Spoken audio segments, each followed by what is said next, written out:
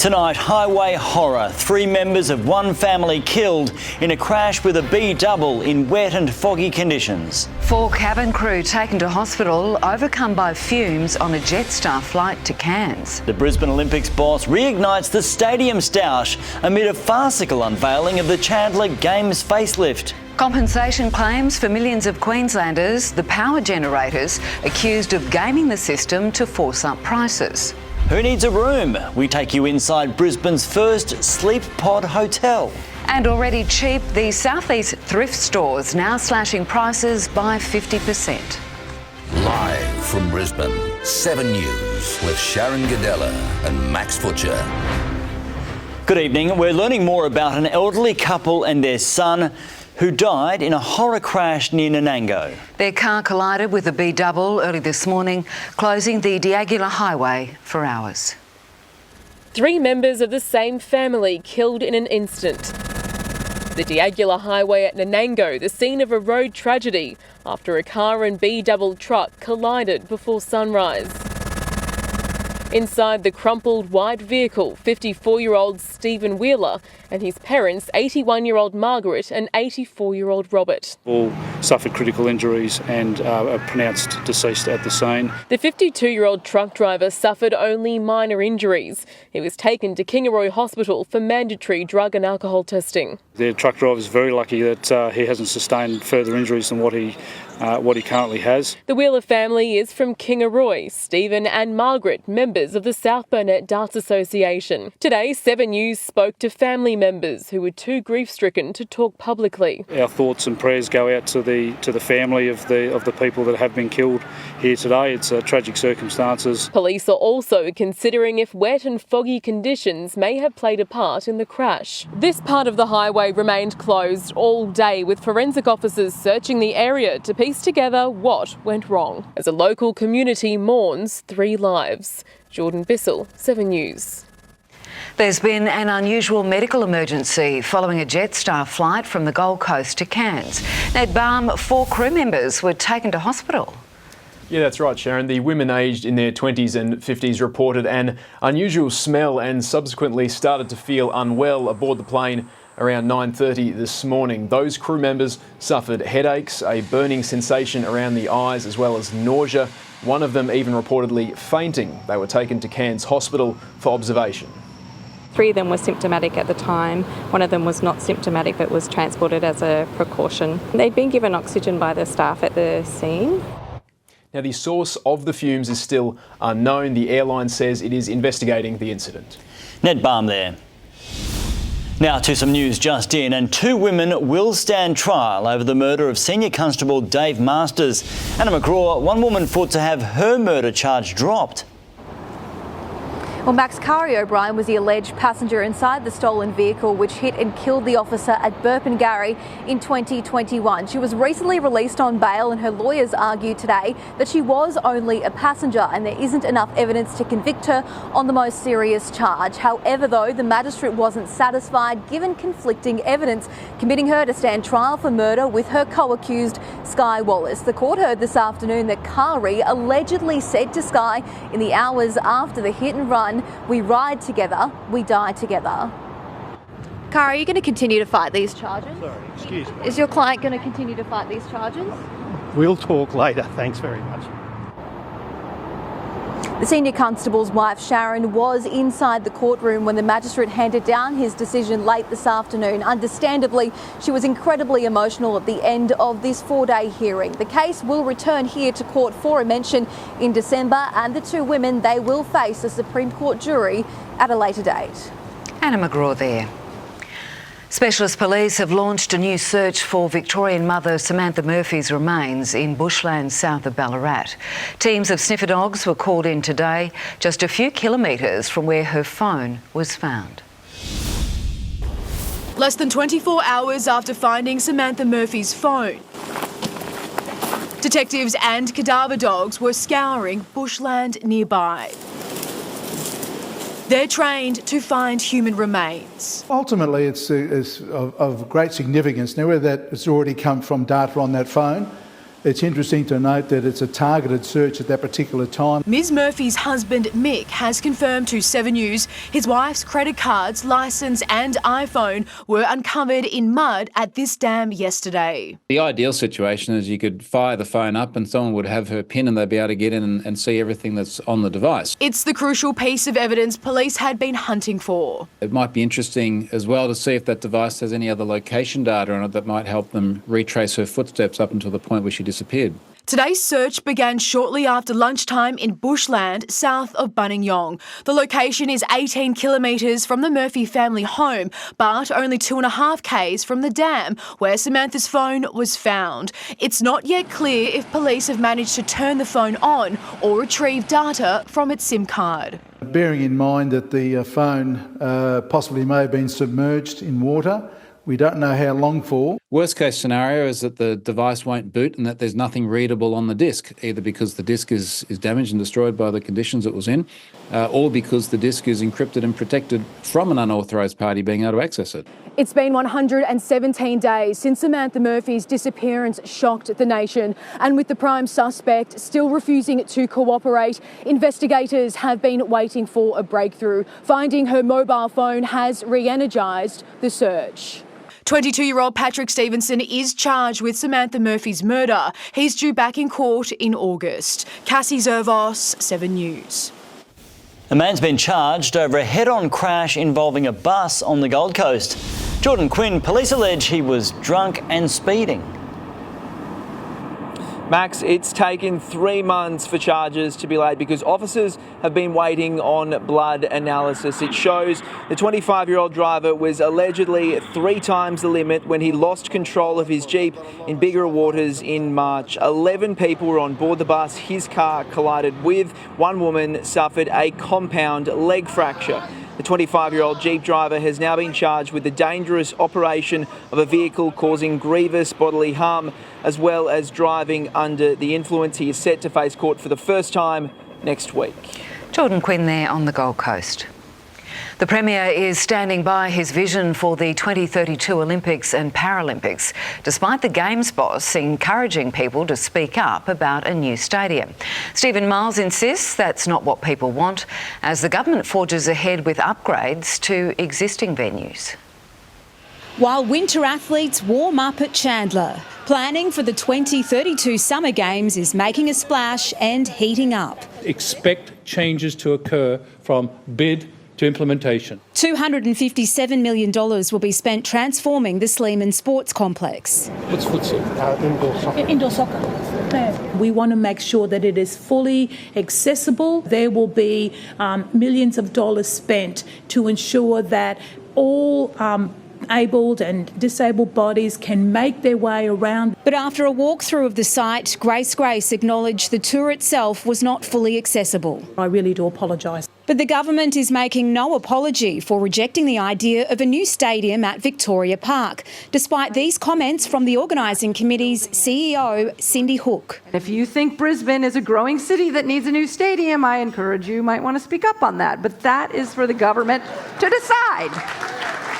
Cindy might hold a view, but I know what Queenslanders think. And they have consistently told me that they do not want a new $3.5+ billion stadium. From the Lord Mayor, we need to move forward, work together. The committee's president, Andrew Liver, is at pains to point out our board is 100% aligned. New stadium, old stadium is not of concern to me. I want to deliver the experience. The Brisbane Arena is slated for the Roma Street Parklands, while Suncorp Stadium and the controversial Cusack venue will undergo upgrades. This will effectively replace it with a brand new one. The Premier is adamant more people are worried about the cost of living now rather than taxpayer dollars being forked out for a stadium in the future. They want support with the cost of living. Digging in. At Marlena Watt, there's still a review underway for the Queensland Sports and Athletics Centre. Yeah, Sharyn, it hasn't been given the green light entirely. A project validation report is still being done. Stephen Miles is confident it will stack up, which is similar to what he said while passionately promoting the controversial Gabba rebuild before changing course and axing those plans. Now, even with a Games boss calling on people to speak up for a new stadium, the Premier remains convinced that Cusack will be suitable. Marlena Wap at State Parliament tonight. A former LNP candidate in the 2022 federal election has been fined $1,000 for lying to the Electoral Commission. Vivian Lobo was grinning ear to ear when he arrived at Brisbane Magistrates Court today.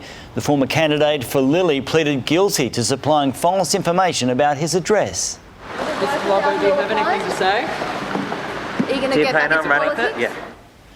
Lobo has also been hit with a 2-year good behaviour bond. Police responded to the University of Queensland overnight as tensions remain high amid pro-Palestinian protests. A bomb threat was called in just before 5 p.m, but was dismissed as a hoax. The student union later voted in favour of the university severing ties with Israel. The ongoing protests are part of a nationwide student action in camps which have been running for more than a month. Investigators have revealed how close a Singapore Airlines jet came to disaster when it hit severe turbulence. Their first report found the plane was pushed to the brink when it plummeted more than 50 metres in 5 heart-stopping seconds. It all happened in the blink of an eye. Like you just jumped off a building. The whole plane was shuddering. And the first report from investigators shows just how close the Boeing 777 came to disaster. The report was dramatic. The plane's black box and voice recorder have revealed that when it hit the turbulence, it had what's called an uncommanded jump in altitude. It went up. So the automatic pilot reacted by pushing the nose down and increasing the speed. It was a violent correction, and the moment all hell broke loose on board. The 777 did really well to survive it. Passengers would have felt a breakneck change in G-force, from negative 1.5 G to positive 1.5 G within 4 seconds.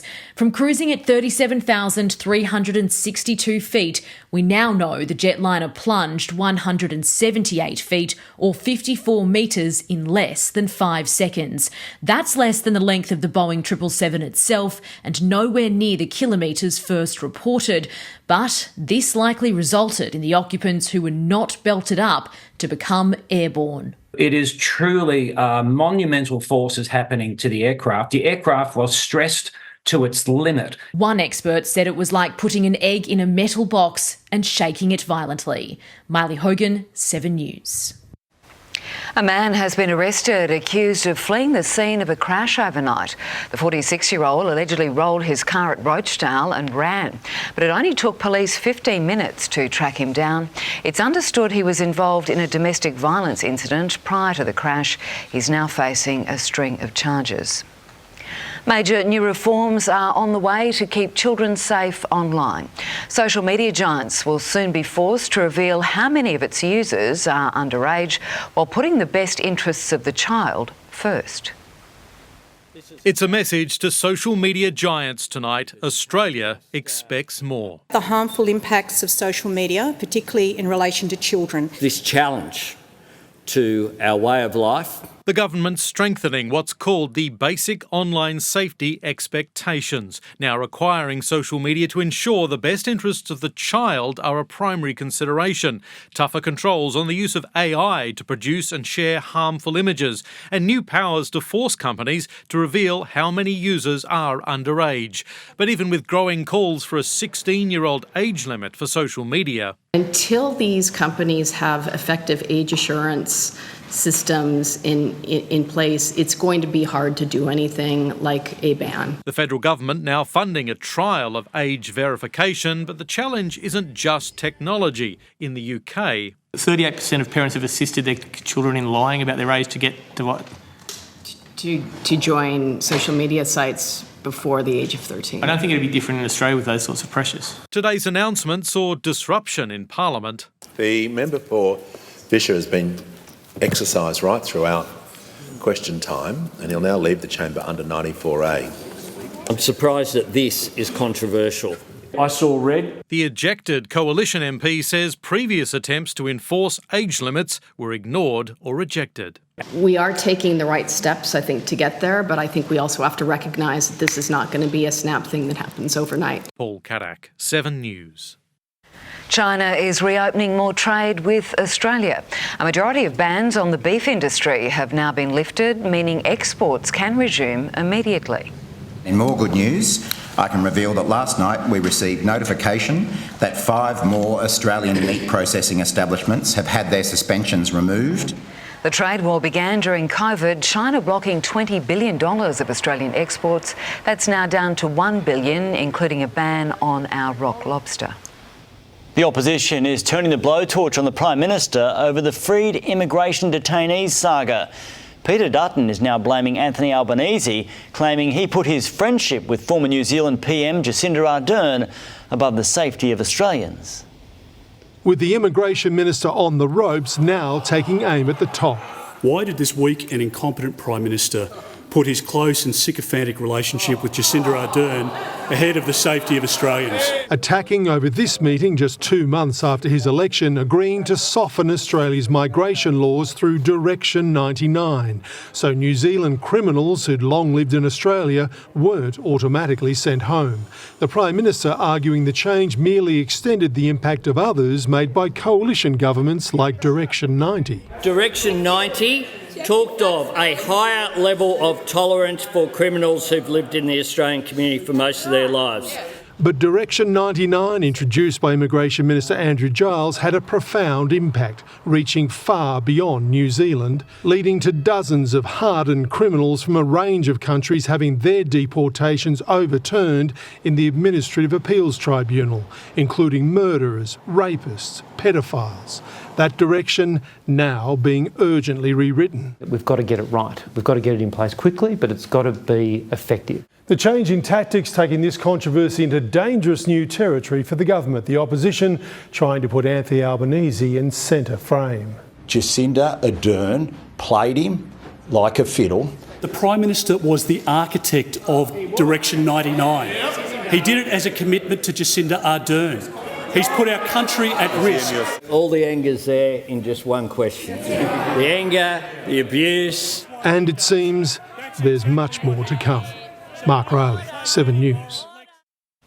Nine's in Battle CEO Mike Sneesby still has his job tonight, surviving a marathon board meeting about the handling of sexual harassment allegations against former news boss Darren Wick. Serena Andaloro, the board is standing behind him. That's right. After a 5-hour meeting, the board released a statement confirming its full support for Mike Sneesby and announcing new measures to drive cultural change at Nine. An email saying it's important we all acknowledge the trauma some of you have experienced and thanking those who have come forward and the courage they've shown. Anonymous staffers accused Darren Wick of drunken and inappropriate behaviour. There will now be an external review, a dedicated hotline to report sexual harassment, a company-wide survey and sexual harassment training. Now, Darren Wick left in March, reportedly with a near $1 million payout. Serena Andaloro in Sydney. Australia's incoming Governor-General has visited Buckingham Palace. King Charles welcomed Sam Mostyn in what the palace described as an opportunity to connect, which had come at the monarch's request before Mostyn officially takes up the post. She'll become Australia's 28th Governor-General and the second woman to serve. Now for a quick look at the weather. And Tony, some hit and miss showers in Brisbane today. Yes, Max, and you would have had a very different perspective depending on whether you're around the north or the south side. The showers surged in around lunchtime and lasted for a couple of hours, especially over the southern suburbs and the CBD, but it was completely dry as soon as you got only a couple of kilometres north of the river. A more even spread of rain on the way. I'll be back soon with the forecast. Thank you, Tony.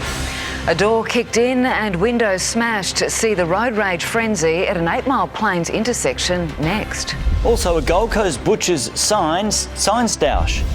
Details on free school lunches and breakfasts for Queensland kids. And a heartwarming reunion for siblings kept apart for 85 years.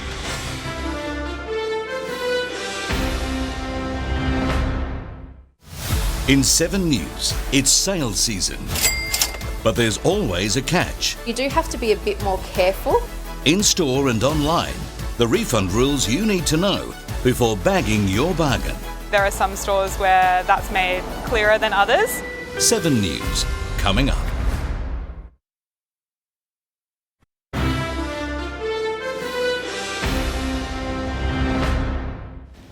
A frightening and apparently unprovoked road rage attack has been caught on dash cam. Two men can be seen jumping out of a Mercedes-Benz at 8 Mile Plains on Monday night. The driver hurls abuse at the other car while his passenger throws a drink and kicks in the side door, shattering the passenger window before driving off. Police are still looking for those responsible. Contact tracing is underway to try to contain the state's largest outbreak of Mpox or monkeypox. The cluster involves 8 people who were all linked but is not connected to another cluster discovered in Victoria. Symptoms for monkeypox are similar to influenza, including fevers, headaches and facial rash.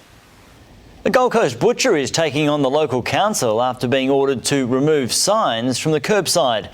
The business has been in the area for 50 years and a single complaint could be to blame. In a quiet Gold Coast suburb, a sign stoush is heating up.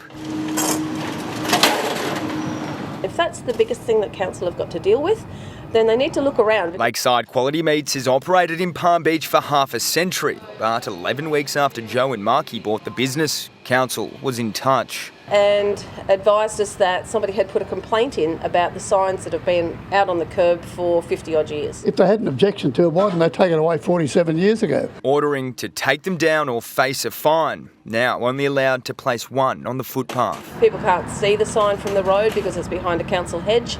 So we basically have lost our visibility. Tough for a small business just trying to make ends meet. We noticed yesterday we're a bit quieter and we had customers saying we thought you weren't open because the signs were gone. Gold Coast Council told 7 News because the signs were positioned in a city garden bed and close to vehicles, they're not allowed to be put back there. What's wrong with a little friendly advertising? I mean, look at it, it's not getting in anyone's way. Not mincing any words. We're small business. We are battling to just every day do our come in, come out, do our daily turnover, make sure we're paying our bills on time, and something like that just can knock you back. Despite the beef with council, Joe and Marky say they'll remain doing what they do best, hoping customers keep coming back.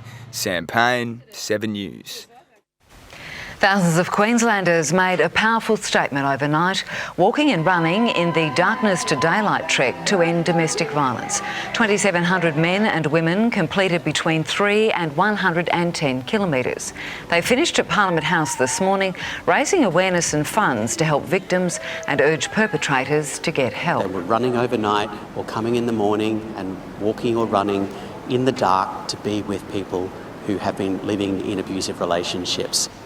1 in 4 women experience domestic or family violence. Queensland's mega second-hand sale. The thrift stores selling everything at half price, where you can grab a bargain. Don't miss that story soon. Also, Queensland power companies sued. Could you be in line for compensation? Details on the huge class action. Accommodation for $70 a night inside Brisbane's first pod hotel.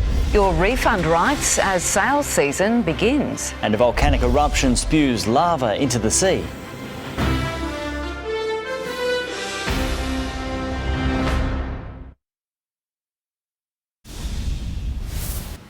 More than 2 million Queenslanders could be owed compensation if a class action alleging they paid too much for power is successful. The case against 2 state-owned generators heads to court next week.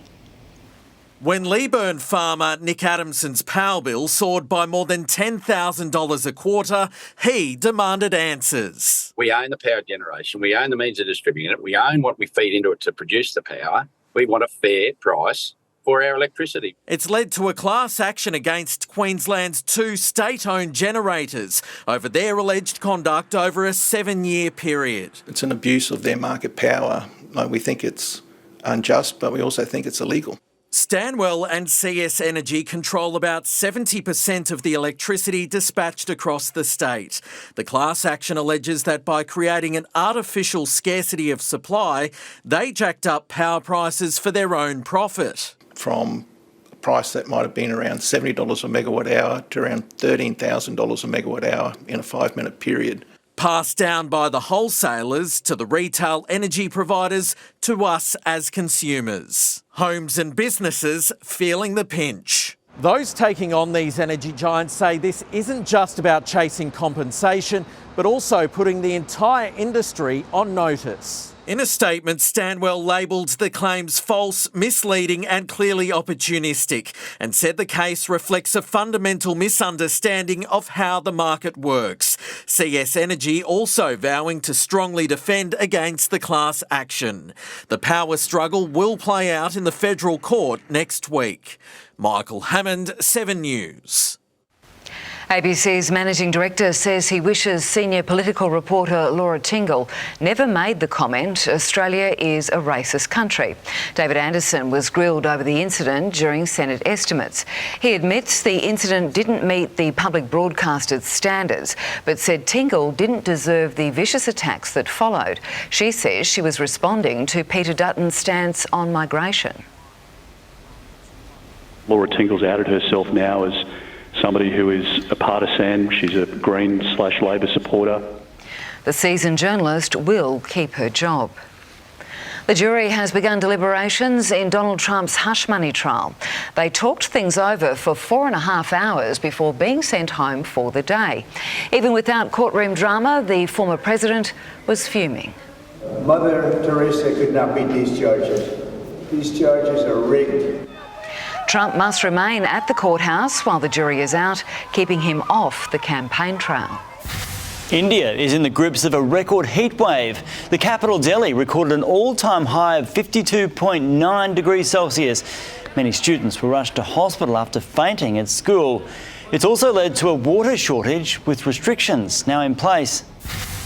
A state of emergency has been declared in Iceland after a volcano roared to life for the 5th time in 6 months. The danger is real, but the show is spectacular, with lava sent 50 metres into the air along a 3-kilometre crack in the earth. It comes hot on the heels of an 8-week-long eruption on the same peninsula. There's a new arrival on Brisbane's hotel scene with dozens of sleep pods on offer under $70 a night. Lilo has reinvented the communal dorm room, adding new comforts and privacy as more tourists travel on a budget. The humble dorm room has been given a makeover. Brand new way of travel. We've sort of thrown out the historical budget accommodation look and feel. Lilo bringing its first Australian pod-style hostel-hotel hybrid to Fortitude Valley. Dorms with 4 to 6 pods, some are female only with makeup stations. All have lockable luggage space, little luxuries when sharing. I've been travelling the east coast of Australia and yeah, this is my favourite stay so far. An open communal kitchen and a serve-yourself bar where the margarita glasses are pre-salted. Also catering to a rise in business leisure travellers, up 14% in Brisbane last year. We're having lots of people who will do what they call bleisure, so they'll come in here, they'll stay for a couple of weeks, they'll work from here, they'll go to Byron Bay. Each pod is soundproof with its own power points, a fan and more room than you'd expect, bringing comfort on a budget. Not just for solo travellers, there's ensuite rooms for couples and family rooms with its own pair of pods. Higher demand for more budget-conscious type of, value-conscious travellers. What If data shows searches for winter accommodation are already up 12% in Brisbane. The average daily rate is $260. Lilo offers $69 for a pod. The Gold Coast set to be the next Lilo location. Jacqueline Robson, 7 News. Would you do that? Get a break from the kids? It'd be all right, I guess, wouldn't it? They didn't come along. Claustrophobic, I guess.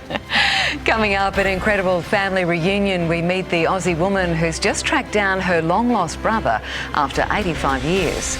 Inside a Border Force date rape drug bust. Children to receive free healthy meals at school. And thrift shop bargains, what you can bag for half price.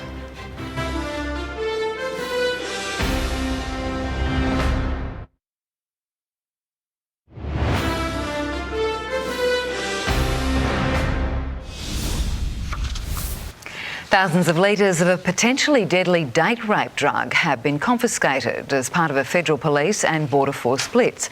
They seized 4,200 litres of bute, an industrial chemical used to make plastics, mainly imported from China. The chemical has been increasingly linked to sexual assaults and drug overdoses in Australia. The importation was outlawed in March when new legislation kicked in. The future of free sport on TV and streaming in Australia is back in the spotlight, with the Greens attempting to amend the Albanese government's bill. The proposed laws currently favour foreign-owned streaming companies over Australian broadcasters. Half of Australians are going to be locked out of watching sport for free. If you have a smart television, if you watch sport or television on your phone.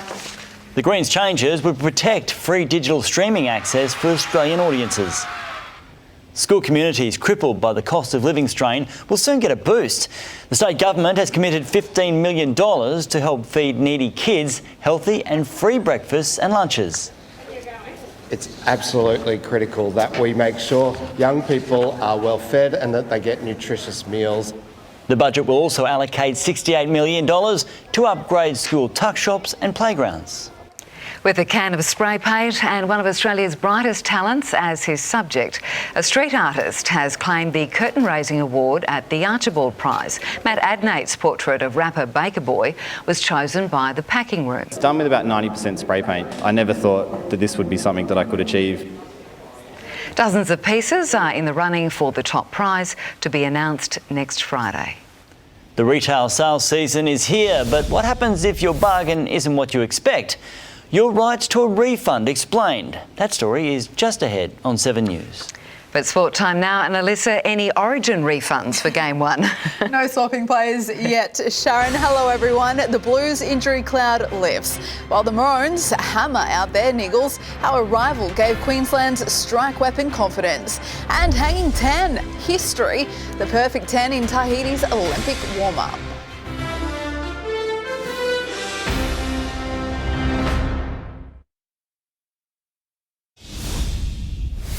The Maroons' preparations have peaked for Wednesday's Origin Open in Sydney, going head-to-head with Billy Slater's old Q-Cup side. Origin reporter Mitch Crone's at their Gold Coast base. Mitch, the coaches being cagey less than a week out.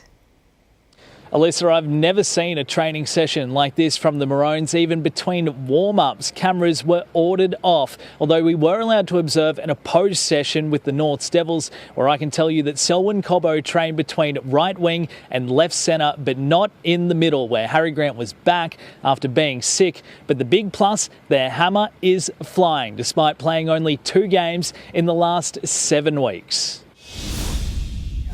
If there were any lingering doubts over his hammy, this nailed it. Having those 2 games under my belt just brought me back to where I want to be, and running at top speed and just getting the hammy going. Redcliffe's revelation at fullback but centre for his state. On the other edge, one of the best to make that transition, former Cowboys teammate Val Holmes. He's helped me just defence-wise. Obviously it's different to fullback. Don't make as much tackles as you do in centre, but yeah, just picking off him. Both hit form just in time for selection, but Holmes can't use injury as an excuse. In a ring like this, you need to be playing your best footy, but I guess when you're around, really good players as well, they can lift you up. Still, Val's rediscovered his golden boot. He's the comp's leading point scorer. Something I've been tinkering around with, especially on a certain side, is I think I'm pretty average on one side and a lot better on the other, but yeah, I felt a lot more confident in striking the ball a lot better. Holding his place over Selwyn Cobbo for now, the bench back's yet to get any reps in the middle. He's a big boy, so I think if you put him anywhere, he'll try to run over someone, so he'll be good. On the Gold Coast, Mitch Crone, 7 News.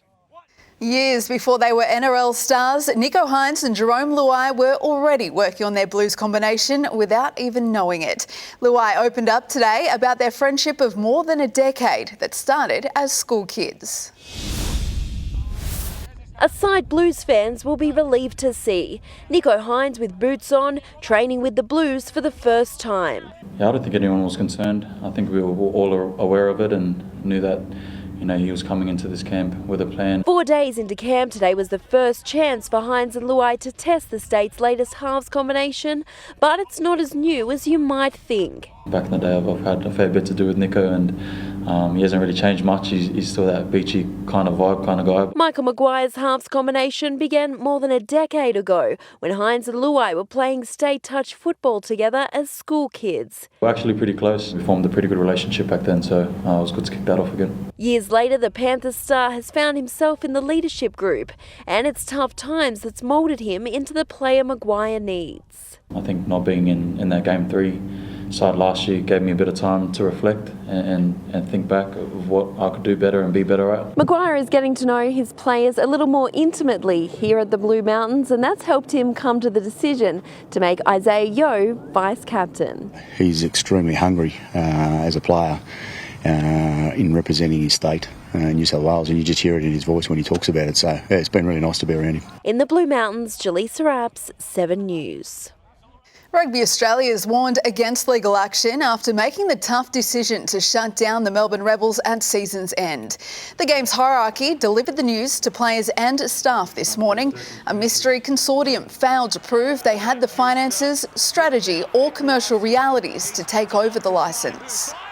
The information at best, what I could say was embryonic and very underdeveloped. We asked for information on who the consortium was. We need to understand the risk around the money that they say that they have raised. Every dollar that we spend in court is a dollar that doesn't get invested into the game of rugby around Australia. $23 million in debt, Melbourne still managed to reach their first final series. Tyler Wright and Molly Picklum found out the hard way what it'll take to win Olympic gold in less than 2 months. The Aussie duo suffered huge wipeouts in their quarter-final exits at the Tahiti Pro. Tatiana Weston-Webb became the first woman to score a perfect 10 at Chopu. Point right to turn the heat. Wow, what are we watching, Flick? That was absolutely insane. You could just see how excited she is. But the perfect ride wasn't enough to get the Brazilian past the semi-finals. Weston Webb lost to French wildcard and eventual winner Vahine Fierro, who now looms as a gold medal contender. He's Queensland's premier horse trainer with more than 120 winners this season alone, but Tony Gollan's entering uncharted waters in Saturday's $1 million Queensland Derby. It's a high-stakes day at Eagle Farm with 3 7-figure races on the card. Known for producing sprinters, Gollan believes he's got a Group 1 stay on his hands with Felix the Scat in the 2,400-metre feature. He's a quirky horse. He's going to be ridden in a certain manner, and he's had a good prep towards the Derby. He looks as though he'll relish the trip. I'd just love to see the rest of the week with no rain. I think he's a far better horse on top of the ground. The favourite, Australian Oaks winner, Autumn Angel. Sharyn, that is sport. All right, thanks, Alissa. Time now for finance with Gemma Acton. And Gemma, the markets can't seem to catch a break. No, just like last week, this has been a gloomy one for the ASX 200, with local shares still reeling from yesterday's higher than hoped inflation numbers and a poor session on Wall Street overnight. The Aussie dollar has lost its footing, dropping back beneath 66 US cents, while iron ore keeps edging a little bit higher every day. And the 10 richest Australians are together worth more than $300 billion, with mining magnates dominating a list headed up by Gina Rinehart. The co-founders of technology unicorns Atlassian and Canva made the top 10, as did property developer Harry Triguboff and cardboard king Anthony Pratt. Gemma Acton there. Long-lost siblings have been reunited today for the first time in more than 80 years. They were separated just as the Second World War was breaking out, triggering a decades-long search for reconnection. Hello, Marjorie. Now I can see you well. Yeah, I can see you too. Oh, terrific. Marjorie Hamilton hadn't seen her youngest brother for 86 years until today. Overwhelmed. Overwhelmed and shocked. Yes. Separated as children, the siblings now live more than 1,700 kilometres away. 94-year-old Marjorie in Melbourne and 90-year-old Ted Clissold on the Gold Coast. Few more wrinkles than what I had, though. I think we all have. When their father died in a horse riding accident in 1939, Ted and his 3 brothers were placed in a Salvation Army boys' home. Ted was just 4. Years later, Ted's adopted family tracked down Marjorie via Ancestry.com. Have this family connection, not just for Marjorie and Ted, but also for the next generation too. At the same time, Marjorie's daughter Kathy had been searching too. Happy tears, I'm overwhelmed. Marjorie and Ted are now the only surviving siblings. Both are in good health, great-grandparents, living independently. And after this long-awaited reunion, there's more conversations ahead. The 2 families with years of memories to catch up on. And that's Uncle Emma O'Sullivan, 7 News. Queenslanders are being given the chance to go on a guilt-free shopping spree for a good cause. Vinnie's is running a 50% off flash sale until Saturday, so you can revamp your wardrobe and help those in need. We welcome any assistance that people can provide at these times, and the need is really great, as we all know. The charity is hoping to raise $750,000. A warning to shoppers as sales season kicks off. The refund rules you need to be aware of. Your rights explained. And another weekend set to be affected by some rain. I'll have the forecast coming up next.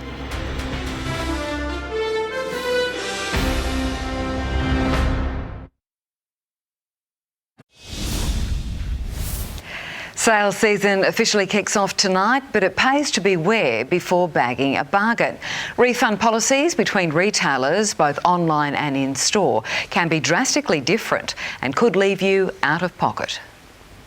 Georgia Pretty loves to shop online, but nearly got caught out when she bought a bridesmaid dress recently. The issue with the actual item was that it didn't look good. So the fit was not great on me. The retailer refusing a refund because it was on sale. In the end, we did get a refund. It was a lot of admin time going back and forth, spent on email. It's a timely warning for shoppers online and in-store as end of financial year sales kick off from tonight. Know your rights before you buy. Legally, you are entitled to a refund if the item is not as described or it's broken or damaged.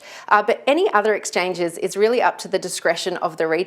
Generally, retailers allow 30 days to return items for an exchange, refund or credit. Some give up to 90 days, but you must have the receipt. And beware, the policy might be different if the product is on sale. It might be that they don't allow any refunds or exchanges on items that have been marked down. So you do have to be a bit more careful during a sale period. If buying online, you might need to pay for return postage. 1 in 2 online shoppers use eBay. They have a policy to protect buyers. eBay's money back guarantee covers everything across the site as long as you check out using the right process. If you miss the deadline for returns or you're unable to get a refund for a change of mind, there are plenty of online sites to resell your goods, like Amazon, eBay and Facebook Marketplace. So you don't have to count the cost. Samantha Heathwood, 7 News.